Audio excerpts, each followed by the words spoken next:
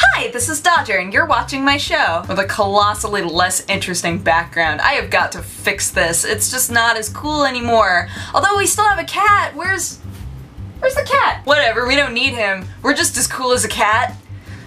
So for gaming news, first thing is that apparently the closed beta for PlayStation All-Stars started this last week. There have been some negative responses, but overall it's been pretty positive. One of the things I guess that is throwing people off a lot is that there are no health bars, no percentages, no damage meters, nothing, so nobody has any idea who is winning until the end, or until somebody dies. You know, it's just a strange thing to leave off once they go into beta. I'm assuming that this isn't something that could go all the way to the end and have them be like, so yeah, it's in the final product of the game.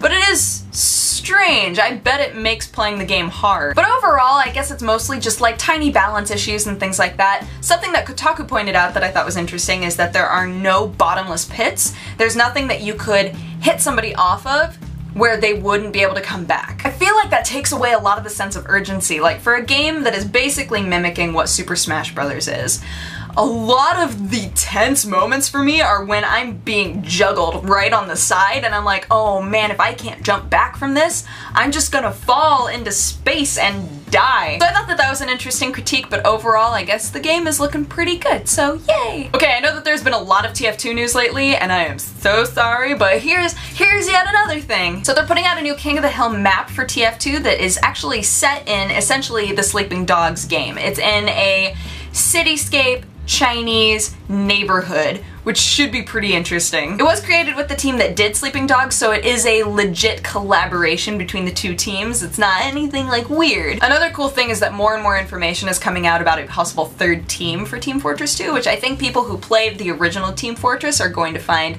really exciting because there was more of like a group battle system in Team Fortress. So if they put in a gray team or like a robotic team, whatever it winds up being, and they had like a 3-team deathmatch, I think that that'll be really, really cool. And it seems like the obvious next step for the game, so it's just allowing the game to grow and become something new. Any of you who played Diablo 3 and felt like the endgame for Diablo 3 was really, really lacking, there's going to be a patch coming out pretty soon here that is going to help with that. There's a preview of all of the tweaks and things that they're going to be changing on the blog. I will link you guys to that so that you can read it. It's very long. It's very long. I would give you highlights, but it's better to just read it because there's a lot of information in there. But as a final bit of news, Steam is going to be selling software and programs that are not games. They announced today that on September 5th they are going to put their first pieces of non-gaming software up on there. They've been kind of working toward this for a while. The app now has more options other than just game genres, and they're planning on Steam in general having more options that way.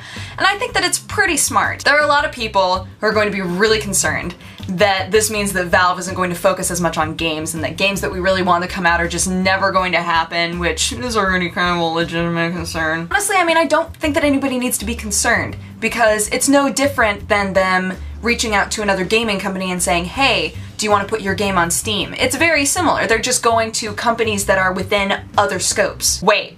Are you saying that my spreadsheet program that helps you track the like to dislike ratio of lattes within the surrounding area could be up on Steam? That's right, hipster me. And let's be honest, Valve has never been all weird about being like, yo, what's up? I know you have nothing to do with gaming, but do you want to like hold hands? So I think it'll all probably work out. But anywho, that is my show. Thank you so much for watching. If you have a positive or a negative response, feel free to leave it in my comment section. And if you want to have coffee with me, you can click wherever I put the annotation and it'll take you to my other channel. But otherwise, I hope that you guys had an amazing day and an amazing week. It's Friday, and I will talk to you again on Monday. Okay, bye-bye. Mwah.